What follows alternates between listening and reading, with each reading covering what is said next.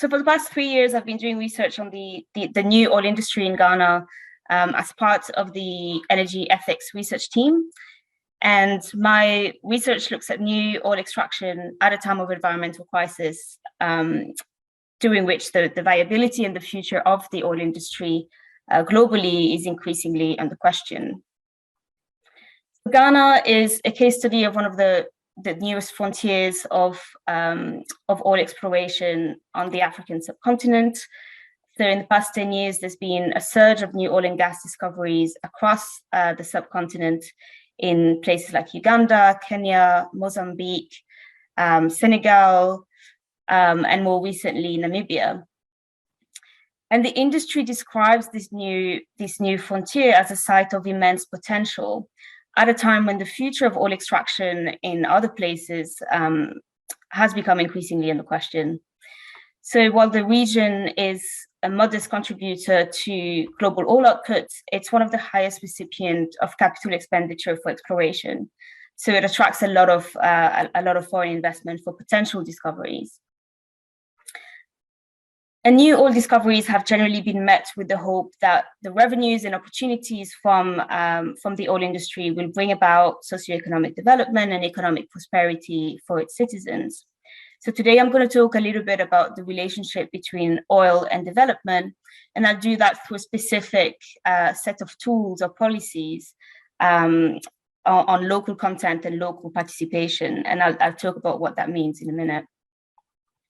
Just a bit of context on Ghana and the oil industry there. So oil was discovered in commercial quantities in 2007, and first oil was produced in a record time in 3 years in 2010. It's part of this new generation of African oil producers, and even though it's a small oil producer in global terms, it's a very significant export for the country. So it's now replaced cocoa as the second main export after gold. And I think precisely because it's a small player on the global oil stage, I think it's a very good case study to look at how smaller players and newcomers to the industry try to negotiate power and control amidst this industry that's dominated by extreme global corporate power, and the kind of challenges of localizing the benefits of oil and of localizing an industry that is so defined by foreign interests.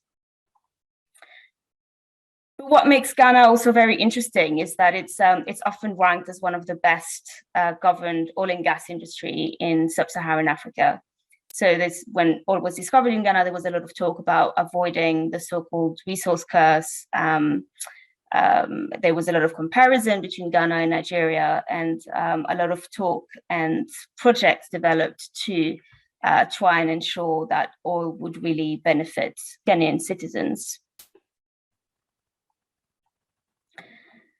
The inauguration ceremony that followed the discovery of oil in 2007, the then president of Ghana, John Kufuor, said, with oil as a shot in the arm, we're going to fly, we're really going to zoom. You come back in 5 years, and you'll see that Ghana truly is the African tiger in economic terms for development.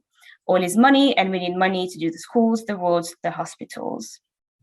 So there was a lot of enthusiasm for what oil could do in terms of developing Ghana and benefiting communities, especially in the Western region where oil was found. And the discovery of oil often promises these kinds of ideals of prosperity. But today in 2022, we're just over 10 years after first production, and 10 years on, there's a general dwindling of enthusiasm for what the oil industry has done, for what it's imagined it can do in the future. So particularly in the so-called old city of Takoradi, which is about 5 hours drive from Accra on the western side.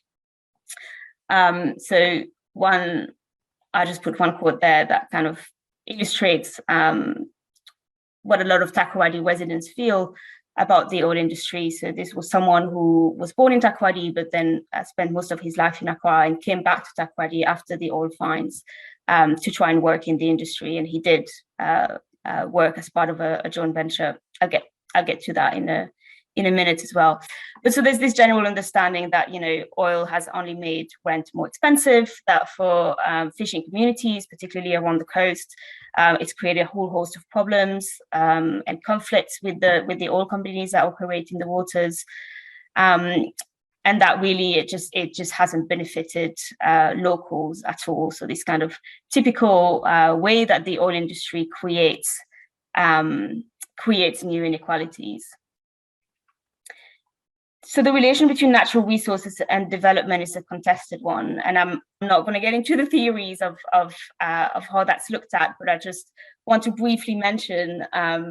So on the one hand, we've got theories of resource-led development that argue that natural resources like oil can really transform an economy and provide the basis for industrial and socioeconomic development by creating jobs, government revenues, technology transfers, skills and training, etc. And then particularly with regards to oil, you've got the 1990s, this set of theory and research that's now amounted to a huge amount of scholarship on the so-called resource curse. So this idea that actually a country's dependence on natural resource wealth tends to have a negative impact on the country's development and governance.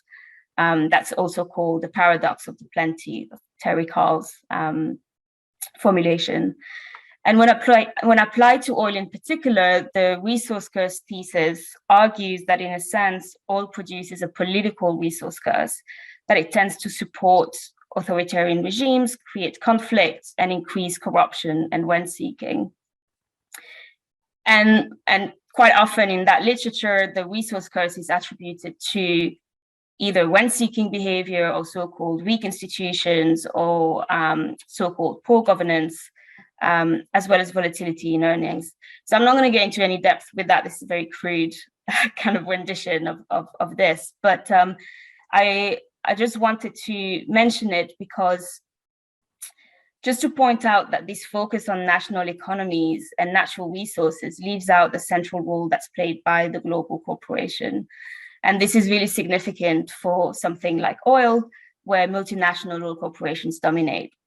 And so what I want to look at today is the role that the corporate structure and the legal regimes of the oil industry often create those conditions for underdevelopment and actively sustain them. And so I was trying to see what we can learn instead from oil and its so-called failure to bring about development if we see it as a function of the corporate structure of the industry rather than the producing countries in which it operates and their institutions. One of the ways in which you see this is when you look at how foreign companies work with local actors in the industry. So for this café, I was initially thinking about looking at how oil revenues are spent on things like schools and infrastructure. But instead, I thought I would focus on one development policy that is called local content. So it's a policy and a law that aims to increase the benefits of oil beyond oil revenues. And in this café, I draw on research at the Petroleum Commission in Accra on how local content and localization policies have been implemented and taken up by oil companies. So what is local content? Local content is defined by the Natural Resource Governance Institute as the value that an extraction project brings to the local, national, or regional economy beyond the resource revenues. So this is usually done through regulations and obligations for companies to use local goods and services, to hire local employees, and to train local employees to replace them. Essentially, it's about localizing the industry and building up the capacity of local businesses to participate in the industry. So in Ghana, local content laws were developed in 2010 when first oil production was achieved, which was very early on, and it was passed in 2013. The Petroleum Commission was established shortly after in 2011 to regulate the activities of the upstream sector, so that's the exploration and production, and to ensure the regulation of and the application of the local content laws. So the law gives priority to Ghanaians in employment, in the award of all blocks and licenses, although that rarely happens because that's very capital intensive, and in oil and gas contracts for the supply of goods and services. So it has a series of obligations that apply to employment, to the training and the technology transfer of companies. They include succession plans, so replacing foreign workers with Ghanaian workers after a certain period of time, and they've got specific timelines as to when this should happen, and sometimes for research development as well. All of which are supposed to increase local participation and therefore benefits from the industry. But there's a general perception and recognition, this is not just in Ghana, but in other countries as well, that Ghanaian companies and employees are disadvantaged by the industry that remains foreign dominated. So there's a general perception that, that they don't receive many contracts, or the contracts that they do get contracted for are quite low value. That they don't, still limited employment opportunities for Ghanaians, and even when there is employment opportunities, that progression is often curtailed, that it tends to remain within the lower skilled echelons of the industry. And I've put there some of the reasons that are kind of commonly in the local content literature, commonly cited as reasons for why that's the case. And I've put question marks behind all of them because, as an anthropologist, those are some of the things that I'm interested in questioning and interrogating, and finding out how those things actually translate on the ground, and what can be said of them. So, few contracts is usually seen as a low capacity of local firms. This is a new industry, and it's an extremely technologically specialized industry that relies on a very well-established global value chain. So it is very difficult for local businesses to get access to that and to achieve capacity to be able to compete. And often it's also seen as partly due to a weak regulatory capacity of local institutions to enforce local content. That's both for employment and for contracts. And again, that's one of the things that I hope to question here is to what extent there really is a possibility for regulation in this context of global petro-corporate power. So in all of these kind of reasons, there's often very little recognition that many of these challenges are actively either promulgated or at least partly conditioned by the structure of the industry itself and the mode of operation. So I want to spend a little bit of time now looking at how marginalization and discrimination are actually enabled by the operations and the legal framework of the industry. So I want to look at how marginalization and discrimination isn't just a perception, but actually a technique of rule in the oil industry that has developed in various ways. So let's look at how these policies for participation work on the ground. And what they may tell us about the link between oil and development.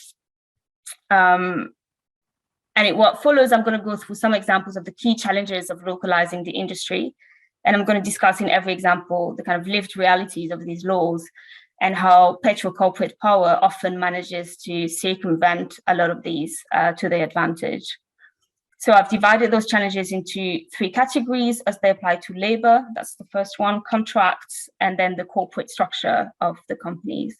But before I do that, I just want to just a little kind of note on how the industry actually operates in Ghana. So any company that comes to work in the upstream sector in Ghana has to come and register with the Petroleum Commission, to which they apply for permits. So as a foreign company, you have two options. You either register and incorporate as a JV, a joint venture. So that's a Ghanaian company coming to form a joint venture with a foreign company. And the local partner must have at least 10% in equity participation. So the function of the joint venture is precisely to kind of translate the skills, the training, the experience, the exposure to the work for Ghanaian companies to build capacity. So in the JV, you will be shadowing foreign employees until the succession plan reaches the stage where Ghanaian employees are able to take over. So essentially, it's meant to create, to build up the capacity of local companies. And the two parties are expected to share profits and losses, but also to complement each other's skills. The other option is to qualify as a Ghanaian or indigenous company. To qualify as an indigenous company, you must have at least 51% of your equity owned by a Ghanaian. And then all of the senior management and executive positions in the company must be occupied by at least 80% of Ghanaians. And all the other positions, non-managerial positions, must be occupied by Ghanaians 100%. So if this isn't clear, just please put a question in the chat, but I think it'll become clear as we go through some of the challenges with employment and contracts. So the data from the Petroleum Commission in 2019 shows that out of all of the people employed in the industry, 74% are Ghanaians. However, expatriates occupied 50% or more of the management positions, whereas Ghanaians occupied 98% of non-technical roles. So in terms of participation, in terms of numbers, this is really good. But in terms of skills and in terms of the levels of the position, there's significant discrepancies between expats and Ghanaians. And of course, it's a young industry, so you expect that it will take some time to train and gain experience. But what emerged from my research at the Commission and with companies in Ghana was this general agreement that actually training and succession plans were not being followed and supported by foreign companies, and that was the kind of real obstacle to changing that discrepancy. So there are succession plans, which means for every expatriate on the job, they have to train a Ghanaian understudy that will eventually replace them. The general feelings, this is someone at the Petroleum Commission explaining to me some of the challenges that they meet with succession plans. And they said sometimes there's a lack of commitment on the part of international companies to train Ghanaians. There are certain key positions they want to keep a hold on to. They will have a succession plan, but they'll frustrate you. They will try to curtail the progression or delay progression. They'll come with an excuse of, oh, you can't meet this or you can't meet that. When they review you, it's the same expats that are reviewing you that are training you. And yet these are the same Ghanaians teaching Filipinos and teaching expatriates, but I don't know whether it's lack of trust to leave it for them to be in charge or what. Whether intentionally or not, they are afraid to train them in such positions. In senior management and upper positions, you see a lot more expatriates than Ghanaians. And apart from prolonging the localization period, foreign companies would also terminate contracts of Ghanaians that are ready for promotion and to take over the role, and then just re-engage new staff that they can then, they don't have to pay as much as they would have to. And this also works in tandem with all of the short-term contracts that you tend to get now in the industry. So one of the ways that they also do this is, repackage an expat role. Just get an expat in for, let's say, a 3-month contract, so you don't have to have an understudy because it's not enough time to really find someone to shadow you. There's no transfer going on, no training going on, and then every 3 months you get your contract renewed. And this really became problematic because the work permits that you apply for in order to carry out your job is given out by the Immigration Office, not the Petroleum Commission. And the Immigration Office has its own kind of policy to attract foreign investment with quotas for expatriates. So there's a tension here between these, and it's tension that occurs at various levels of the industry between attracting foreign investment and trying to localize the industry. But I think it's important to say that there weren't often clear reasons as to why Ghanaians weren't hired to do those jobs.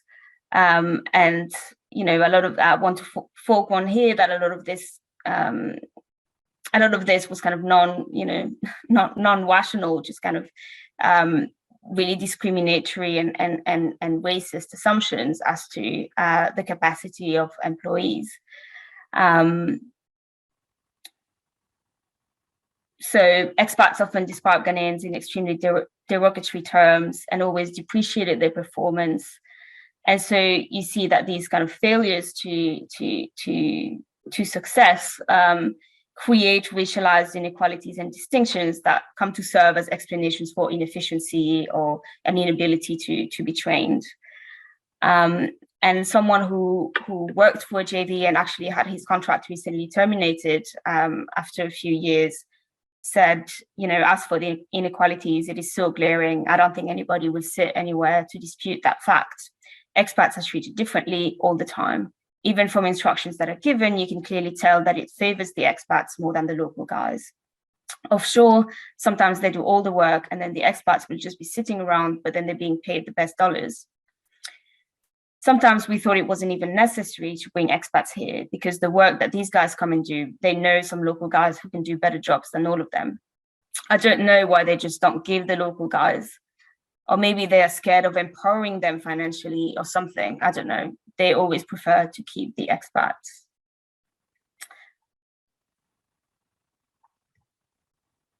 Finally, one of the main reasons to form a JV is to actually train Ghanaians in order to boost the capacity of local businesses in terms of skills and technology.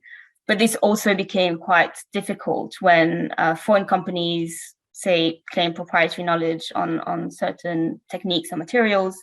And generally, there was a reluctance of foreign companies to train Ghanaians while they were shadowing foreign workers. So, for instance, a helicopter pilot that I interviewed said that, you know, local pilots are only able to hover around when they fly to and from the rigs, that they would never be allowed to practice landing and takeoffs. And this was, you know, this was prevalent in every aspect of the sector, in every kind of job. There was this undermining of training capacity and practice opportunities. And actually, and salary disparities was a really big issue as well. So there was actually a strike in 2014 on the FPSO, so the producing platform. And I don't have time to get into it, but it really exemplifies this kind of difficulty of the tension that you get between the oil industry that kind of plays by its own rule and the and national laws and international labor laws as well that try to protect workers.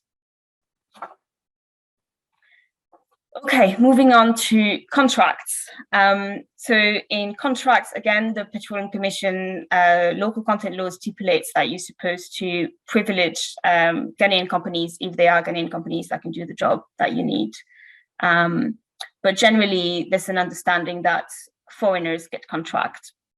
So one offshore service company that I did some research with found it really difficult to get clients at the time. They only managed to have one client. They were an agent supplying things to the supply vessel that was going off to the rig. So part of that kind of big subcontracting chain that you see in the industry.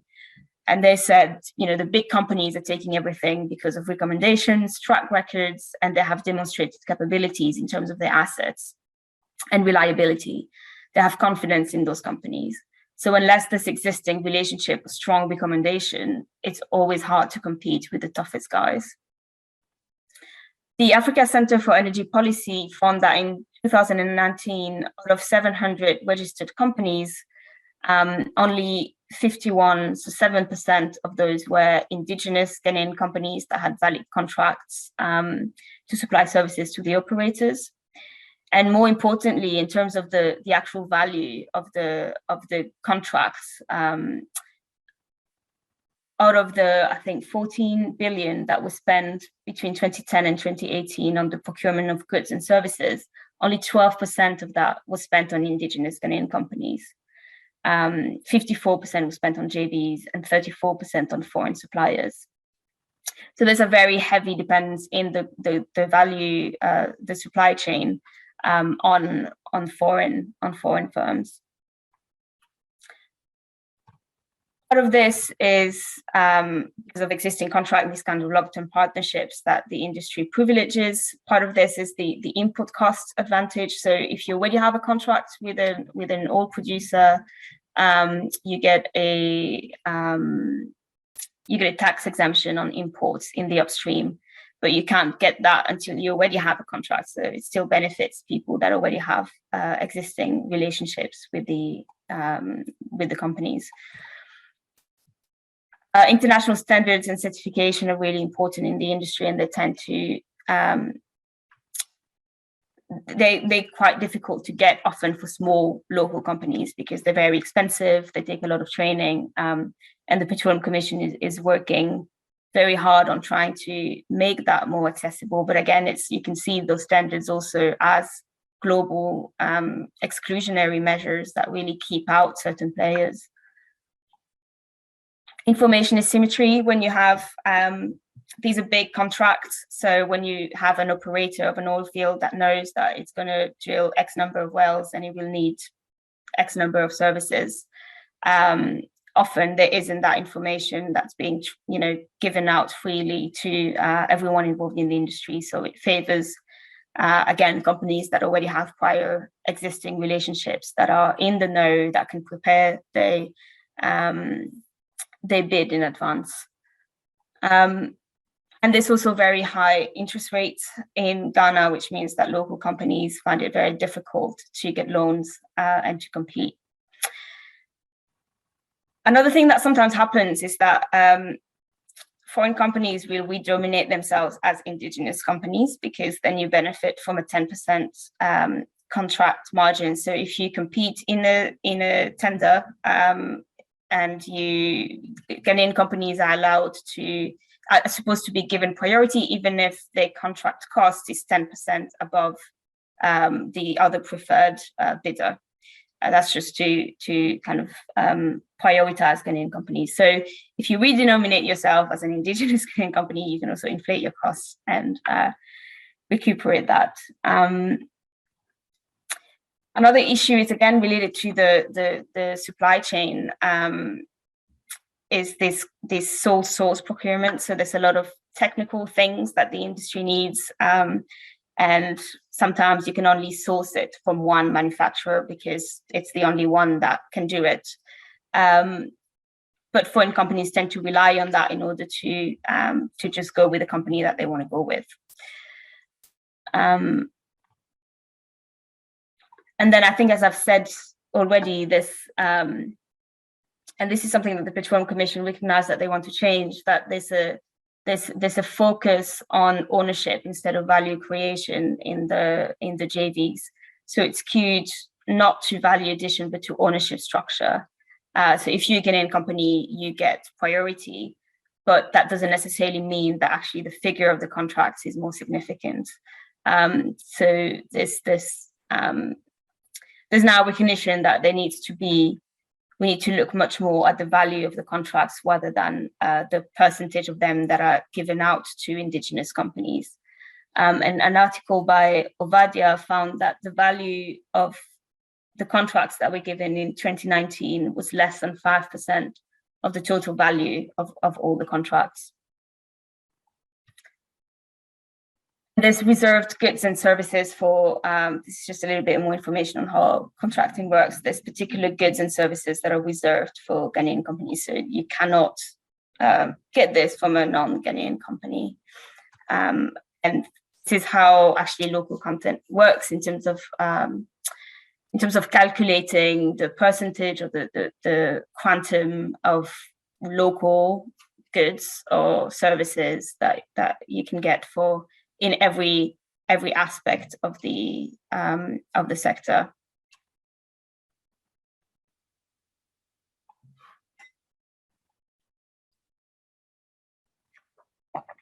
So the last aspect of the challenges that I want to discuss has more to do with the actual corporate structure of oil companies. So one of the main challenges is fronting. So that's creating shell JVs that are essentially foreign companies pretending to be indigenous Ghanaian companies. So fronting is defined as, so that's the DLI 2204 is the local content law. It defines fronting as to deceive or behave in a particular manner to conceal the fact that a company is not an indigenous Ghanaian company.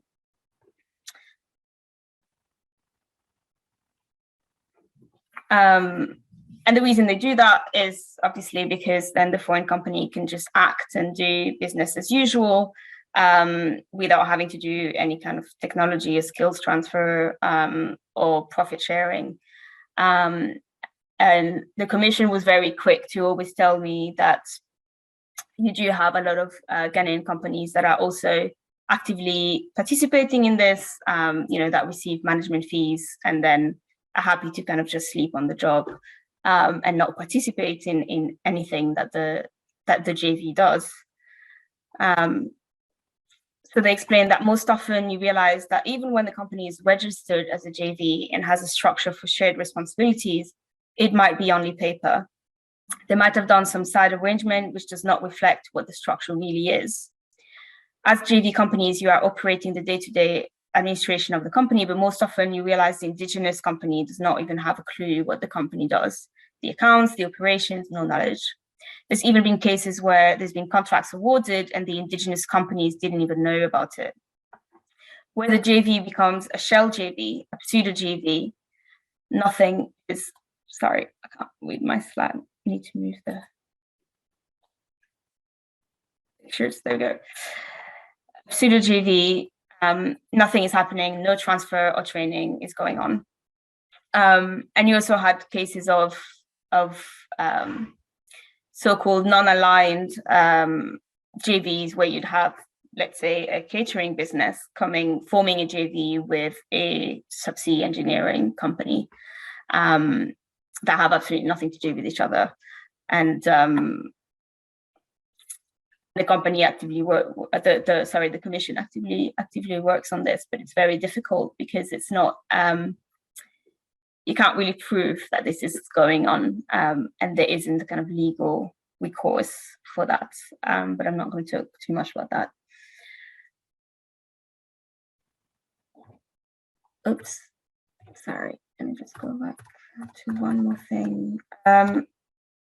Right, so as I've said before, the kind of redenomination of a company as an indigenous company is partly to benefit from this profit margin in the contracts stage, but also because it's much lower permit fees when you apply to the Commission. So there's a whole lot of advantages to being an indigenous company, and the Commission does really good work in trying to understand, in trying to find out whether companies really are indigenous or whether there's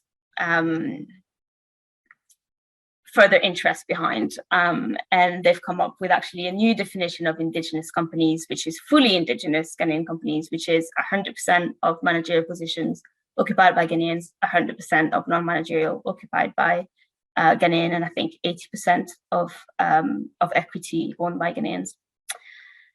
Right, and the last thing that is a really big challenge in localizing all benefits is not fronting, is transfer pricing. So this took me a little bit of time to get my head around, and I've kind of drawn my own diagram of how I understand transfer pricing to work in oil and gas contracts. And I'll give you an example, but if there's anyone who's an accountant here who can explain this better, please do. So transfer pricing is essentially what kind of regulates the contracts between related parties. And this happens a lot in the oil and gas industry because you have a lot of companies that have lots of subsidiaries. So let's imagine that you are Petrocom, this US multinational oil company, and you operate in lots of different countries, including Ghana and Liberia. So in Ghana, you form a JV called Petro-Ghana, that's a Ghanaian company, and Petrocom forming the JV called Petro-Ghana. And let's say that you need to get subsea jumpers, which are one of the many things that connect subsea infrastructure on the seabed. You're going to contract your sister company to provide you the subsea jumpers. So Petro-Ghana will pay Petro-Liberia $2 million. Now, this is completely legal. It's related parties. It kind of keeps the profit within the same company. But sometimes what happens is, let's say the price of the subsea jumpers wasn't 2 million. It should have been maybe 1.5. Either way, what happens is Petro-Ghana, that has paid too much for those subsea jumpers, declares a loss. Initially, so transfer pricing is mostly for tax. So let's say Petro-Liberia has lower taxes on profits because Petro-Liberia will declare those profits. It will pay lower tax than Petro-Ghana would. So what happens here is Petro-Ghana declares a loss. It pays very little tax on profit or no tax because there's no profits. And the JV gets nothing. Why is this important? Because it's a JV. So what happens is the local company doesn't get anything. Petrocom benefits, right? Because it's Petro-Liberia is Petrocom. So what happens is all of those JVs after a while keep declaring losses, whereas the parent company keeps getting richer and richer. So this was research that I did at the monitoring team at the Petroleum Commission, and they described this as a really big problem, but something that is really way beyond what what kind of a monitoring team can do. It's killing the JV in Ghana. How come they keep on declaring losses year on year and they're still operating? They are at a loss, but the parent company is always making profit. It just cripples them. Now all they're getting is a management fee. They lose decision-making position. They stay away from the JV and they let the foreign partner to run the show. What interests me here is the recognition that this is a deliberate thing. And this is what I've been trying to argue here, is that a lot of those policies for localization, for benefiting the local economy, actually are completely undermined by the very way that the oil industry works. And here they talk a little bit about the difficulty of trying to act on this, because it works across different jurisdictions, and it's not something that the Commission can really have a say in. But essentially, what they're saying is the JV partner is being reduced to a vendor. It's not benefiting at all from any kind of training. It's essentially almost a shell for the foreign company.